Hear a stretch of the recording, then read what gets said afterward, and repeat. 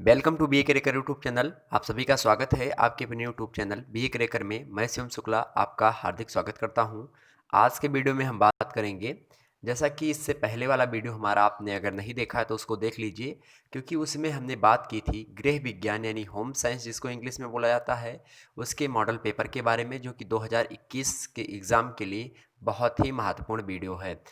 उसके अंतर्गत हमने बताया था कि जैसे कि पेपर 1 के अंतर्गत हम देखते हैं applied life sciences and human health. Paper का नेम है ये पेपर फर्स्ट। इसका हिंदी मीनिंग होता है व्यवहारिक जीवन विज्ञान और मानव स्वास्थ्य। देन अब हम सेकंड पेपर के बारे में बात करेंगे। तो सेकंड पेपर के अंतर्गत क्या हम पढ़ते हैं? सेकंड पेपर जब आप खोलेंगे तो आप फैमिली रिसोर्स मैनेजमेंट के बारे में चर्चा करेंगे, यानी इसको हिंदी में बोला जाएगा परिवार संसाधन प्रबंध। तो द्वितीय प्रश्न पत्र आपका क्या है? परिवार संसाधन प्रबंध।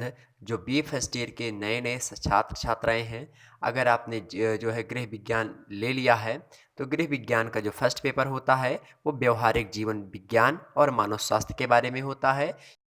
विज्ञान के कुछ टॉपिक्स आप जो इंटर और हाई स्कूल वगैरह में पढ़ के आए हैं, इसका काम लगेगा। देन आप जो है द्वितीय प्रश्न पत्र जो होता है, उसके अंतर्गत आप परिवार संसाधन प्रबंध के बारे में चर्चा करते हैं, जो कि आपको अगर गृह विज्ञान से आप पढ़ के आए हैं तो वहाँ पे आप जरूर उसको पढ़े होंगे। ठीक है। तो हमने पहले वीडियो में बात की थी सारे के सारे, जैसे कि एक टॉपिक है, एक यूनिट है, उस यूनिट को हमने बताया था कि ये फला यूनिट है, उसके बाद में उससे किस प्रकार के प्रश्न बनते हैं। उन दो दो प्रश्न, तीन तीन प्रश्न, इसी प्रकार से स्लाइड हमने प्रोवाइड करवाई थी, जो कि बड़ा ही आप लोगों ने काफ़ी पसंद किया उसको। तो इस वीडियो की वही आशा है कि आप लोग ज़्यादा से ज़्यादा लाइक करेंगे, ज़्यादा से ज़्यादा शेयर करेंगे, और आप लोग हमारे साथ हैं और हम लोग साथ साथ करके चल के पढ़ाई करते हैं। आइए हम बात करते हैं कि किस प्रकार के प्रश्न जो है आखिरकार परिवार संसाधन प्रबंध से पूछे जाते हैं, यानी सेकंड पेपर से। साथ ही मैं द्वितीय प्रश्न पत्र के जितने भी टॉपिक्स हैं, जितने भी ये जो यूनिट्स हैं, उनके बारे में बताऊंगा, और उनके उनसे रिलेटेड कि उनसे किस प्रकार के प्रश्न बन सकते हैं उनको भी बताऊंगा। उसके बाद में हम चर्चा करेंगे जो है किसके बारे में, तो उसके बाद में हम चर्चा करेंगे एक एक टॉपिक के बारे में, कि देखेंगे कि इस यूनिट से कितने प्रश्न जो है इम्पोर्टेंट हैं, उन प्रश्नों पर चर्चा करेंगे। साथ ही साथ हम ये भी देखने की कोशिश करेंगे कि उससे क्या टॉपिक बन सकते हैं। उन टॉपिक को, जैसे डिजाइन के सिद्धांत कौन कौन से हैं, कला के मौलिक सिद्धांत कौन कौन से हैं, इन सभी के बारे में हम चर्चा करेंगे। और भी बहुत सारी चीज़ें हैं जो कि आपको शायद ना पता हो, आप नए नए अगर आए हैं तो उनको भी बताने का प्रयास करूँगा, जो कि एग्ज़ाम पॉइंट ऑफ व्यू से बढ़िया है, मतलब इम्पोर्टेंट है। जैसे गृह सज्जा क्या है, सुसज्जा के रंग व्यवस्था का क्या महत्व है दैनिक जीवन में, इन सभी का मैं बताऊंगा। रंग से क्या आप समझते हैं, बहुत सारे प्रश्न बनते हैं। आइए हम बात कर लेते हैं कि ऑब्जेक्टिव टाइप के प्रश्न किस प्रकार से आपके एग्ज़ाम में पूछे जाते हैं। तो फ्रेंड्स, आपके सामने निम्न स्लाइड प्रस्तुत है, आइए देखते हैं। तो आप देख सकते हैं यहाँ पे, देखिए पहला प्रश्न है जो पहला जो है इकाई है, यानी इकाई 1, जिसको यूनिट इंग्लिश में बोला जाता है यूनिट 1, इकाई 1। इसके अंतर्गत आप पढ़ते हो परिभाषा, दर्शन, संकल्पना एवं गृह प्रबंध की भूमिका। तो परिभाषा पढ़ते हैं आप, जो गृह की चीज़ों की, जैसे कि जो गृह व्यवस्था से रिलेटेड हैं, उनकी क्या पढ़ते हो आप? परिभाषा पढ़ते हो। उसमें दर्शन का क्या महत्व है और क्या क्या संकल्पनाएं हैं उसको लेकर के, और साथ ही आप गृह प्रबंध की जो भूमिका होती है उसके बारे में चर्चा करते हैं। ठीक, तो इनसे किस प्रकार के प्रश्न पूछे जाते हैं, दो प्रश्नों को हमने लिया है यहाँ पे, उन पे चर्चा करते हैं। पहला प्रश्न आपका दिया है मित्रों कि गृह व्यवस्था का क्या अर्थ है। तो गृह व्यवस्था का क्या अर्थ है आप देखेंगे, पहला ऑप्शन है योजनाबद्ध तरीके से किया गया कार्य।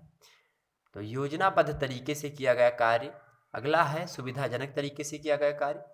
सा है, यानी नेक्स्ट है आपका अपनी इच्छा के अनुसार किया गया कार्य, और दा है गलत ढंग से किया गया कार्य। तो ये तो पहला डी बिल्कुल भी नहीं होगा।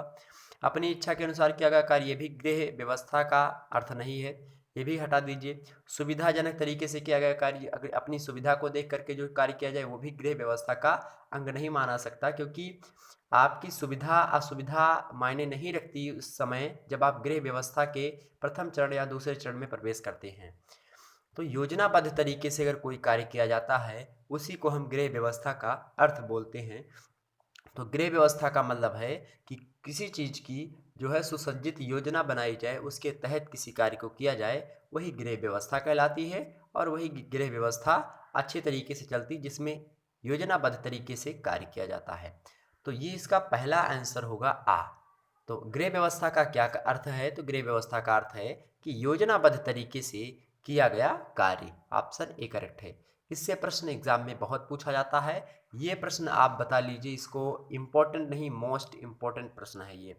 नेक्स्ट प्रश्न है आपका दूसरा नंबर देखिए, लिखा है कम से कम साधनों का उपयोग करके हमारे अधिकतम लक्ष्यों की पूर्ति करने की विधियों का अध्ययन है। तो कम से कम जो है साधनों का उपयोग करके, यानी जैसे मान लिया कि आप मान लिया जैसे थाली है घर में, आप गृह विज्ञान से रिलेटेड है, मान लिया आपके पास जो है थाली है 3 थाली, उसके बाद में 2 कटोरी हैं आपके पास।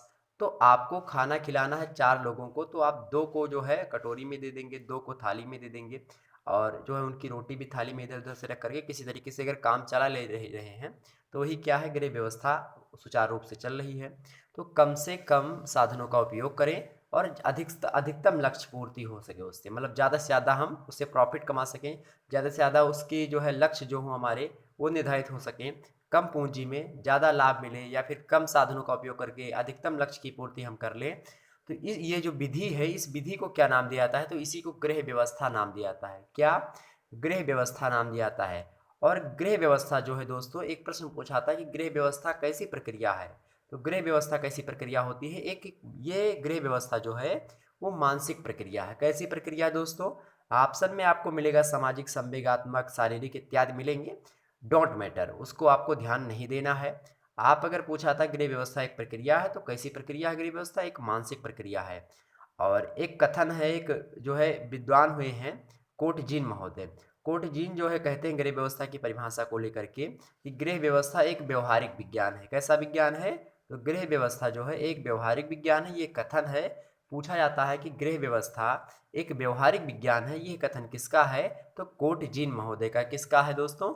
कोटजीन महोदय का। इस बात को ध्यान रखेंगे फ्रेंड्स। ठीक, अब परिभाषा, दर्शन, संकल्पना एवं गृह प्रबंध की जो भूमिका है, इससे रिलेटेड कई प्रश्न पूछे जाते हैं। जैसे एक जो है बहुत सारे प्रश्न है। अब नेक्स्ट हम जो है इकाई की ओर बढ़ते हैं, क्योंकि आज हम बात करते हैं कि वो सिलेबस के बारे में, इस सिलेबस के अकॉर्डिंग कितनी इकाइयों में आपका प्रश्न पत्र बटा हुआ है और उससे किस प्रकार के प्रश्न बनने की संभावना है, थोड़े बहुत प्रश्न। और मैं अगले प्रश्न की ओर जैसे कि एक वीडियो बनाऊंगा कि परिभाषा, दर्शन, संकल्पना एवं गृह प्रबंध की भूमिका से बनने वाले समस्त बहुविकल्पीय प्रश्न। ठीक, तो इस तरीके से वीडियो आपके सामने आएगी आने वाले समय में, उसको देखिएगा, उसमें आप अच्छे तरीके से समझ पाएंगे कि आखिरकार परिभाषा कितने प्रकार की से दी गई है, किन किन विद्वानों ने दी है परिभाषा, और दर्शन का क्या महत्व है इसमें, संकल्पना क्या क्या चीज़ें हैं। आइए हम नेक्स्ट स्लाइड की ओर बढ़ते हैं और इकाई 2 के बारे में चर्चा करते हैं। इकाई 2 आपके सामने इस स्लाइड इकाई 2 की प्रस्तुत है दोस्तों, आप यहाँ पे देख सकते हैं। तो इकाई 2 के अंतर्गत हम पढ़ते हैं गृह प्रबंधन प्रक्रिया का जो प्रारंभिक ज्ञान होता है उसके बारे में हम जो है जानकारी इकट्ठा करते हैं।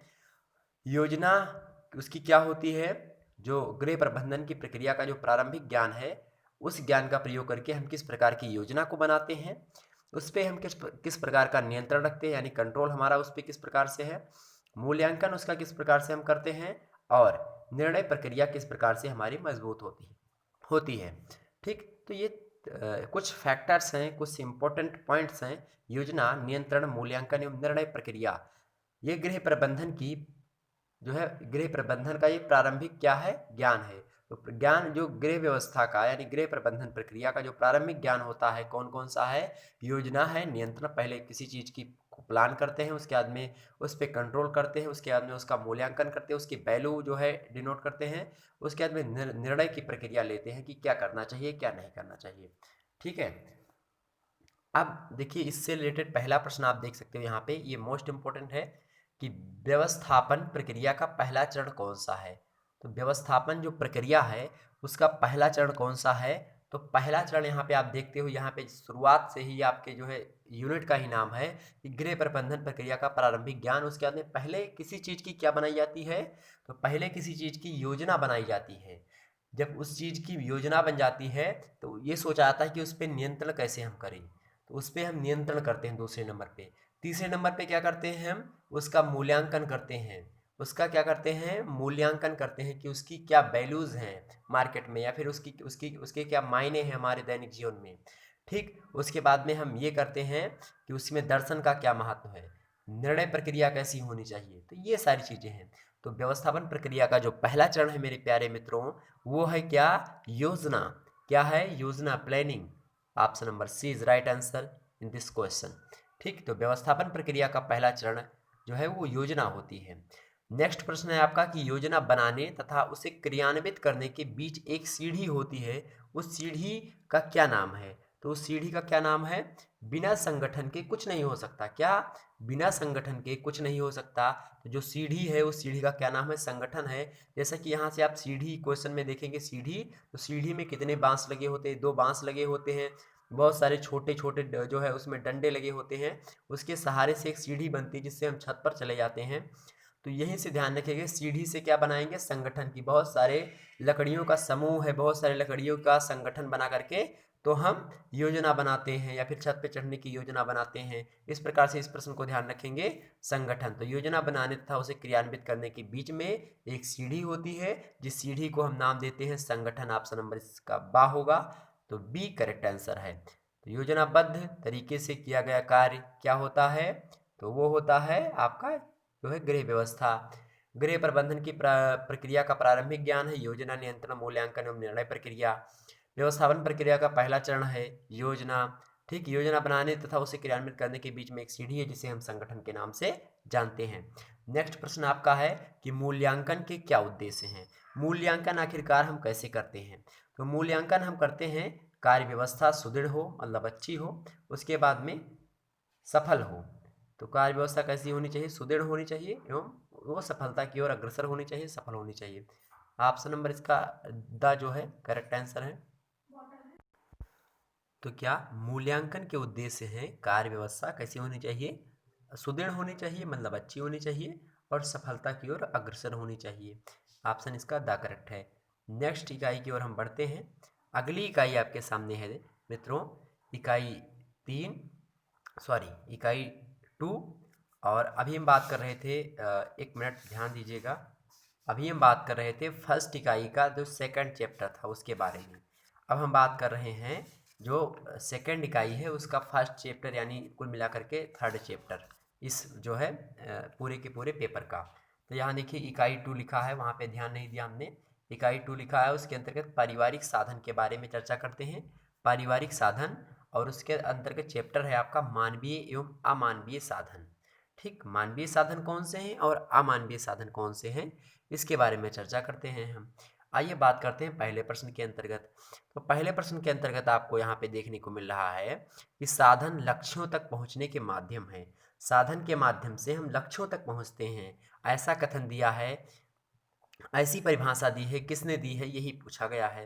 तो किसने दी है, तो एक है ग्रास, कैंडल तथा नाल। ये 3 जो है विद्वान है, ग्रास, कैंडल तथा नाल, इन तीनों ने मिलकर के ये परिभाषा दी, कौन सी, कि साधन जो है वो लक्ष्यों तक पहुंचने के माध्यम है, मतलब साधन के माध्यम से ही हम किसी लक्ष्य तक पहुंचते हैं। मान लिया आपको अपने घर से बाजार को जाना है, तो आप बाजार जाएंगे तो किसी जो है मोटर कार या फिर आप साइकिल से जाएंगे या फिर आप पैदल जाएंगे, तो पैदल जाएंगे तो भी आप सड़क के माध्यम से जा रहे हैं, आप रास्ते के माध्यम से जा रहे हैं, साइकिल से जा रहे हैं, साइकिल के माध्यम से जा रहे हैं, प्लस रोड के माध्यम से जा रहे हैं। इसी प्रकार से किसी न किसी माध्यम के सहारे आप जो है अपने लक्ष्य तक जाते हैं। आपका लक्ष्य क्या है, मार्केट। आपका जो माध्यम है वो क्या है, साइकिल है, मोटरसाइकिल है, मोटर कार है, इत्यादि हैं। ठीक, तो इस प्रकार से आपके लक्ष्यों तक पहुंचने के लिए आपको साधन की अत्यंत आवश्यकता होती है। वही परिभाषा दी है कि साधन जो होता है लक्ष्यों तक पहुंचाने के माध्यम है। साधन की परिभाषा देते हुए किसने कहा, ग्रास, कैंडल तथा नाल महोदय ने। ऑप्शन नंबर इसका बा करेक्ट है। साधन जो है लक्ष्यों तक पहुंचने के माध्यम है, ये परिभाषा ग्रास, कैंडल तथा नाल की है। अगला प्रश्न है कि ग्रास एवं कैंडल के अनुसार साधन कितने प्रकार के होते हैं। तो ग्रास एवं कैंडल ये बड़े ही महत्वपूर्ण विद्वान हैं जो मानवीय अमानवीय साधन यानी पारिवारिक साधन को लेकर के ज़्यादा जो है वो अग्रसर रहे हैं। तो ग्रास एवं कैंडल के अनुसार साधन जो होते हैं वो निम्न 3 प्रकार के होते हैं। ऑप्शन बा इसका राइट आंसर है, इसका ऑप्शन बा इसका सही है। 3 जो है साधन होते हैं ग्रास एवं कैंडल के अनुसार। ठीक है, नेक्स्ट प्रश्न की ओर हम बढ़ते हैं। ग्रास एवं कैंडल के अनुसार साधन हैं, तो ग्रास एवं कैंडल के अनुसार साधन कौन कौन से हैं, तो ऑप्शन ए दिया है मानवीय साधन, ऑप्शन बी दिया है जो है अमानवीय साधन, और सी दिया है व्यक्तिगत साधन। तो आ और बा दोनों सही है, मानवीय साधन एवं अमानवीय साधन करेक्ट आंसर है। तो साधन के अकॉर्डिंग जो है वो जो है ये यहाँ पे देखिए मानवीय साधन एवं अमानवीय साधन के रूप में इन्होंने बताया। ठीक, तो ये दोनों करेक्ट आंसर हैं। अगला हम बढ़ते हैं अगले प्रश्न की ओर, और अगला जो है इकाई 2 का दूसरा चैप्टर है धन व्यवस्थापन। इसके अंतर्गत हम चर्चा करते हैं आय, व्यय, पारिवारिक बजट किस प्रकार का है, उसके बाद में बचत किस प्रकार से कर रहे हैं, और विनियोग किस प्रकार से हम जो है वियोग वो कर रहे हैं, क्या बोलते हैं उसको, खर्च कर रहे हैं किस प्रकार से। ठीक है, जिसको बोलते हैं विनियोग के प्रकार, किस प्रकार से हम जो है ये सारी चीज़ें कर रहे हैं। तो ये जो है चैप्टर कुल मिलाकर के चौथा चैप्टर है, लेकिन इकाई 2 का दूसरा चैप्टर है। इसके अंतर्गत जो प्रश्न पूछे जाते हैं इस प्रकार से पूछे जाते हैं। पहला प्रश्न देखिए आप कि परिवार जो होता है वह मौलिक और सार्वभौमिक संस्था है जिस पर प्रत्येक समाज का अस्तित्व निर्भर करता है, यह परिभाषा किसने दी है। तो परिवार की परिभाषा देते हुए ये बात किसने कही कि जो परिवार होता है वो मौलिक होता है और सार्वभौमिक संस्था होती है, यानी फंडामेंटल है एवं यूनिवर्सल संस्था है। तो कौन कौन सी परिवार जो है, फैमिली कैसी है, फैमिली क्या होनी चाहिए, फैमिली मौलिक होनी चाहिए यानी फंडामेंटल फैमिली होनी चाहिए, यानी बेसिक जिसको बोला जाता है मौलिक, ठीक, या मूल, ठीक, और सार्वभौमिक मीन्स यूनिवर्सल होनी चाहिए। ठीक, यूनिवर्सल होनी चाहिए संस्था होनी चाहिए, कौन, परिवार, जिस पर प्रत्येक समाज का अस्तित्व निर्भर करता हो, यानी जो समाज हो उसका अस्तित्व निर्भर करता हो किस पे, फैमिली पे, और फैमिली कैसी हो, मौलिक हो और सार्वभौमिक संस्था के रूप में कार्यरत हो, जिस पर प्रत्येक समाज का अस्तित्व निर्भर करता हो। इस प्रकार की परिभाषा दी है बीसेंज एवं बीसेंज ने। बीसेंज एवं बीसेंज महोदय ने इस प्रकार की परिभाषा दी है। ऑप्शन इसका आ करेक्ट है। ठीक, नेक्स्ट प्रश्न की ओर हम बढ़ते हैं कि तो नेक्स्ट प्रश्न है आपका कि परिवार एक ऐसा समूह है जिसमें संयमित, सीमित और सामाजिक नियमों के द्वारा नियंत्रित यौन संबंधों का निर्वाह होता है। यह परिभाषा किसने दी है। ध्यान दीजिए दोस्तों, मैं जब समाज शास्त्र पढ़ा रहा था, समाज शास्त्र में मैंने परिवार का एक लेक्चर बनाया है, और परिवार के लेक्चर में हमने ये चीज़ बताई कि परिवार की परिभाषा जो है विभिन्न समाजशास्त्रियों ने किस प्रकार से दी है, जिसमें अब इसमें समाजशास्त्री कौन दिख रहे हैं आपको ऑप्शन में, मैकाइबर एवं पेज इसमें समाजशास्त्री दिख रहे हैं। इन्होंने ही ये परिभाषा दी कि परिवार जो होता है एक ऐसा समूह होता है जिसमें क्या होता है, इसमें संयमशीलता होती है, इसमें सीमितता होती है, मतलब सीमित परिवार होता है, इसमें सामाजिक नियमों के द्वारा सारी चीज़ें चलती हैं, और क्या होता है, यौन संबंधों का निर्वाह होता है, वो भी सामाजिक नियमों के अंतर्गत होता है। सामाजिक नियमों को ध्यान में रखते हुए यौन संबंध का निर्वाह किया जाता है परिवार में रह करके। ये परिभाषा दी है मैकाइबर एंड पेज ने। किसने दी है, मैकाइबर और पेज महोदय ने दी है। तो करेक्ट आंसर बा होगा। ठीक, अगला हम बात करते हैं तीसरा नंबर प्रश्न है। अगला प्रश्न है दोस्तों कि परिवार की संपूर्ण व्यवस्था का संचालन निर्भर करता है। तो परिवार की जो संपूर्ण व्यवस्था का संचालन है वो निर्भर करता है, किस पर निर्भर करता है, अगर जो है आपके पास जो है शक्ति है, कौशल है, समय है, ठीक है, तभी परिवार की व्यवस्था, संपूर्ण व्यवस्था का संचालन आप नहीं कर पाते हैं। सबसे राम ऐसे कुछ बोला जाता है कि सबसे बड़ी रुपया, ठीक, तो सबसे बड़ा क्या है, रुपया है, सबसे बड़ा क्या है, धन दौलत है, वेल्थ है। ठीक, तो कहीं कहीं बोला जाता है वेल्थ इज़ हेल्थ या हेल्थ इज़ वेल्थ। ठीक, तो कहीं आप जो है बहुत ज़्यादा जो है वो हो, बलवान हो, लेकिन आपके पास पैसे नहीं हो, तो आप जो है क्या कर सकते हैं, ज़्यादा आप परिवार का संचालन सही तरीके से नहीं कर पाएंगे। आपके पास रिसोर्स, आप मनी नहीं है, आपके पास जो है पैसे के कोई साधन नहीं है, कि पैसे के स्रोत आपके पास कहीं से नहीं है, तो आपका घर सही तरीके से नहीं चल सकता। तो जो परिवार की संपूर्ण व्यवस्था का संचालन होता है वो निर्भर करता है मेरे प्यारे दोस्तों धन पर। किस पर, धन पर। किस क्या निर्भर करता है, परिवार की संपूर्ण व्यवस्था का संचालन निर्भर करता है। ऑप्शन नंबर इसका आ करेक्ट होगा। अगले प्रश्न की ओर हम बढ़ते हैं। अगला प्रश्न है आपका, और ध्यान रखेंगे ये पांचवा जो है लेसन है और इकाई 2 का तीसरा लेसन। इसके अंतर्गत होता है कि बात करते हैं हम समय के बारे में और शक्ति का व्यवस्थापन। समय एवं शक्ति का व्यवस्थापन किस प्रकार से है, कि उसकी क्या व्यवस्था है, समय की क्या व्यवस्था होती है परिवार प्रबंधन में, और शक्ति की क्या व्यवस्था होती है, इसी के बारे में चर्चा करने हैं। ठीक, आइए बात करते हैं इससे रिलेटेड किस प्रकार के प्रश्न आजकल एग्जाम में पूछे जा रहे हैं न्यू पैटर्न पे। देखिए आजकल, और ध्यान रखेंगे इस बात को, अगर किसी भी पैराग्राफ की शुरुआत में डबल इन्वर्टेड कामा में कोई चीज़ें लिखी है, मतलब वो कथन है। क्या है? वो कथन है। देखिए यहाँ पे डबल इन्वर्टेड कामा में शुरुआत है, और ध्यान देंगे डबल इन्वर्टेड कामा में ही इसका लास्ट अंक होगा। यहाँ पे देखिए किया जा सकता है, यहाँ पे जो लाइन जो खींची है, यहाँ पे गलत लाइन खींची हुई है। यहाँ पे डबल इन्वर्टेड कामा होना चाहिए, उसके बाद में कथन संपूर्णता को प्राप्त होता है। हो सकता है ये कथन पूरा ना लिखा हो, इसलिए यहाँ पे लाइन खींची हो, लेकिन नहीं, ये कथन पूरा है, और इसलिए यहाँ पे डबल इन्वर्टेड कामा अति आवश्यक होता था, लेकिन वहाँ पे बुक वालों ने नहीं लिखा। कोई दिक्कत नहीं है, आप समझ जाइए कि अगर शुरुआत में ही इन्वर्टेड कामा है, लास्ट में नहीं है, तो भी ये किसी न किसी का कथन ही होगा। ठीक, बात करते हैं पहले प्रश्न की। तो आजकल समय जो है किसी भौगोलिक वस्तु की तरह प्रयोग में लाया जाता है, इसको कमाया भी जा सकता है और व्यय भी किया जा सकता है। यह कथन किसका है? तो आजकल जो समय है वो किसी भौगोलिक वस्तु की तरह, जैसे भौगोलिक वस्तु जैसे कि आप बुक हो गई, चेयर हो गई, फैन हो गया, ठीक इस प्रकार से बैग हो गया, आपकी बहुत सारे प्रकार से जो भौगोलिक वस्तुएं जिस प्रकार से हैं, उसी प्रकार से जो क्या हो गया है, समय हो गया है। एक परिभाषा देते हुए कहते हैं, और कौन है? हॉल महोदय ही कहते हैं। ध्यान रखेंगे ऑप्शन आ ही करेक्ट होगा। हॉल महोदय ही कहते हैं क्या कि आजकल समय जो है वो किसी भौगोलिक वस्तु की तरह हो गया, प्रयोग में लाया जा रहा है या हो गया है।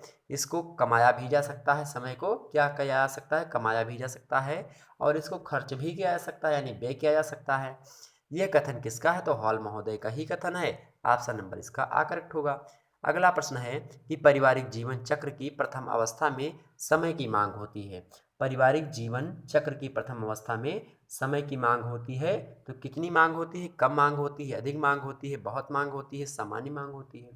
तो क्या मांग होती है? पारिवारिक जीवन चक्र की जो प्रथम अवस्था है उसमें समय की मांग कम होती है, ज़्यादा समय की मांग नहीं होती। ऑप्शन नंबर इसका आ करेक्ट होगा। नेक्स्ट प्रश्न की ओर बढ़ते हैं। TMU शब्द है, तो TMU शब्द जो होता है वो एक सेकंड का भाग होता है। क्या होता है? एक सेकंड का भाग होता है। और कौन सा भाग होता है सेकंड का?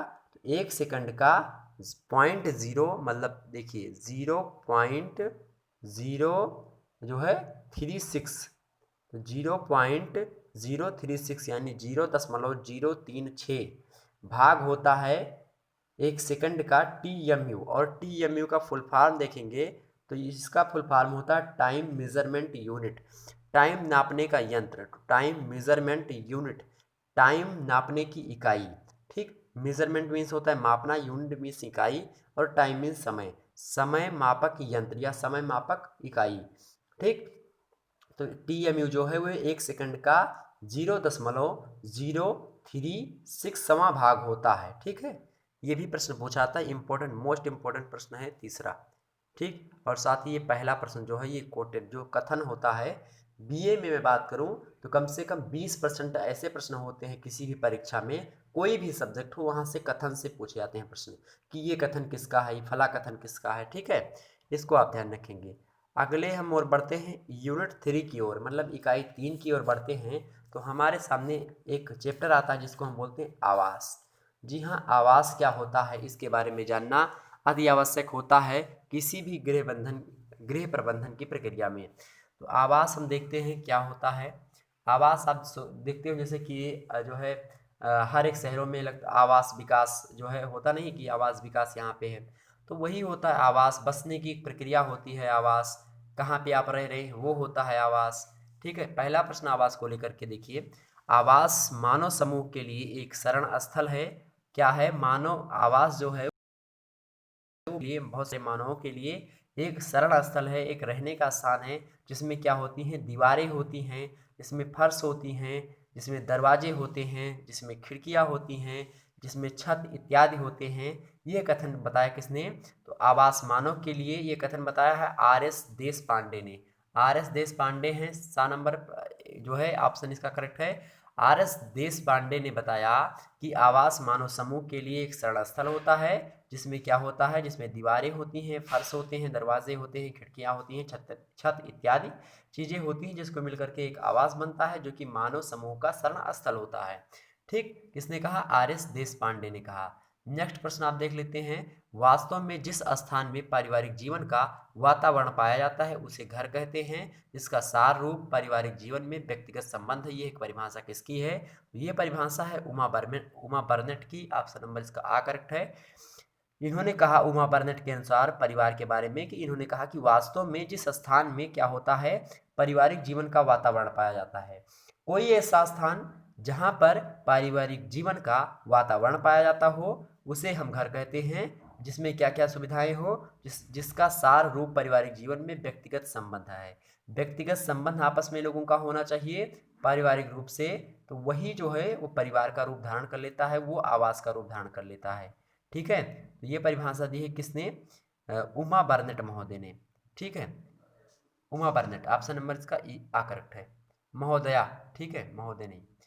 नेक्स्ट स्लाइड की ओर हम बढ़ते हैं और यहाँ पे यूनिट 4 की हम बात करेंगे। इकाई 4 के बारे में चर्चा करेंगे और इकाई 4 के अंतर्गत जो चैप्टर है आपका वो आंतरिक सज्जा है। और आंतरिक सज्जा के इससे रिलेटेड किस प्रकार से प्रश्न एग्जाम में पूछे जाते हैं या फिर एग्जाम पॉइंट ऑफ व्यू से इम्पोर्टेंट है, उन प्रश्नों को हम देखते हैं। और पहला प्रश्न है आपका इम्पोर्टेंट कि गृह को सुंदर, सुविधापूर्ण एवं आकर्षक बनाने वाली सभी कलामों, वैज्ञानिकों यानी वैज्ञानिक तथ्यों तथा सिद्धांतों का सम्मिश्रण कहलाता है। तो गृह को सुंदर, सुविधापूर्ण एवं आकर्षक बनाने के लिए सुंदर दिखे, सुविधापूर्ण हो घर, ठीक है, गृह, और आकर्षक हो, लोगों को मन मोहने वाला हो, ठीक है, तो वाली सभी कलामों, वैज्ञानिक जो तथ्य हैं तथा सिद्धांतों के सम्मिश्रण को मिला ले तो बनता है। ठीक है, ये बात, यही कथन, ये मतलब क्या कहलाता है, ये परिभाषा दी हुई है। और ये परिभाषा किसकी है? तो ये परिभाषा गृह सज्जा की।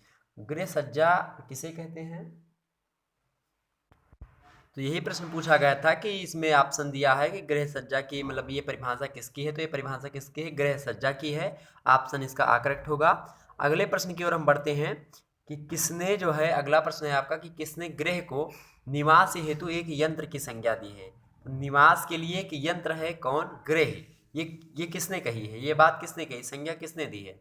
तो वो महोदय हैं आपके ली कार्बूजिए। तो ली कार्बूजिए के अकॉर्डिंग जो घर होता है यानी जो गृह होता है वो निवास हेतु एक यंत्र की भांति कार्य करता है, एक यंत्र होता है। ठीक है, ली कार्बूजिए ऑप्शन बा में आपको दिख रहा है, यही करेक्ट होगा। अगला प्रश्न है कि फर्निशिंग से आप क्या आशय है? तो जो है फर्निशिंग से क्या आशय है? गृह सज्जा के साधन। ऑप्शन नंबर इसका सा करेक्ट है, जो सा में लिखा है। फर्निशिंग से क्या आशय है? तो गृह सज्जा के साधन को ही फर्निशिंग बोला जाता है। अब हम बात करते हैं यूनिट 5 की, जो लास्ट यूनिट है और जिसके अंतर्गत 8वें चैप्टर की हम बात करते हैं। तो यूनिट 5 उपभोक्ता शिक्षा। उपभोक्ता शिक्षा के अंतर्गत किस प्रकार से प्रश्न पूछे जाते हैं और क्यों इंपॉर्टेंट है यूनिट 5 का ये चैप्टर उपभोक्ता शिक्षा?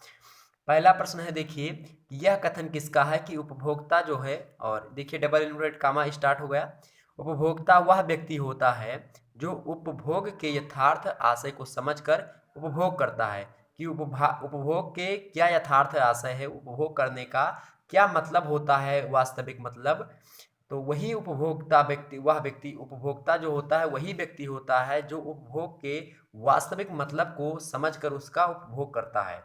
मतलब कोई वस्तु है उसको तभी खाता है, उसका सेवन तभी करता है जब उसको ये पता चलता है कि ये इसका क्या मतलब है, इसको खाने से क्या होगा।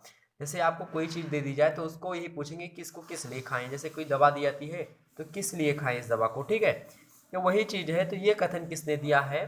तो ये कथन है प्रोफेसर मार्शल का। ऑप्शन नंबर इसका सा करेक्ट है, प्रोफेसर मार्शल। ऑप्शन नंबर इसका सा करेक्ट होगा। अगला प्रश्न है दूसरा नंबर कि उपभोग करने वाला व्यक्ति कहलाता है। तो उपभोग करने वाला व्यक्ति क्या कहलाता है? जाहिर सी बात है उपभोक्ता। क्या कहलाता है? उपभोक्ता। विक्रेता उसको कहते हैं जो बेचने वाला होता है किसी सामान को। क्रेता उसको कहते हैं जो कोई चीज खरीदता है। तो क्रेता खरीदता है, विक्रेता बेचता है और उपभोक्ता उसका सेवन करता है। ठीक है, तो ऑप्शन नंबर इसका आ करेक्ट होगा। अगला प्रश्न है तीसरा नंबर कि यदि कोई उपभोक्ता अपनी आवश्यकताओं की पूर्ति हेतु भविष्य हेतु मतलब अपनी आवश्यकताओं की पूर्ति भविष्य हेतु स्थगित कर देता है तो उसको क्या कहते हैं? अगर कोई उपभोक्ता है वो अपनी आवश्यकताओं की पूर्ति जो है भविष्य के लिए स्थगित कर देता है, यानी भविष्य में करेंगे ये चीज़ें, तो उसे क्या कहते हैं? तो उसे निर्धन उपभोक्ता कहते हैं। क्या कहते हैं उसे? निर्धन उपभोक्ता कहते हैं। यहाँ पे ऑप्शन दिया था भावी उपभोक्ता, धनी उपभोक्ता और दिया था शहरी उपभोक्ता। एक है डी ऑप्शन जो है वो है निर्धन उपभोक्ता। तो उसको हम क्या कहते हैं? निर्धन उपभोक्ता कहते हैं। किस उपभोक्ता को? जो उपभोक्ता अपनी आवश्यकताओं की पूर्ति भविष्य हेतु स्थगित कर देता है कि आज नहीं कल इसको करेंगे, कल इसका सेवन करेंगे या फिर भविष्य में करेंगे, तो उसी को क्या कहते हैं? निर्धन उपभोक्ता बोलते हैं। ठीक है, इस बात को ध्यान रखेंगे। आगे बढ़ते हैं।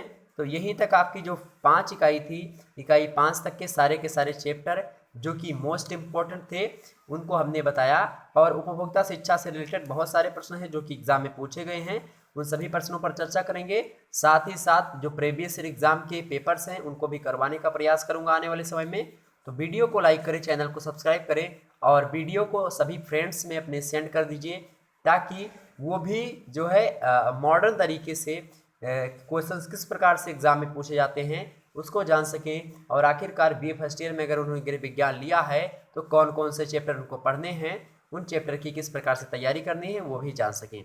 मिलेंगे दोस्तों, मिलेंगे एक नई वीडियो में, नई ऊर्जा, नए जोश, नई उमंग, नए ह्रास के साथ।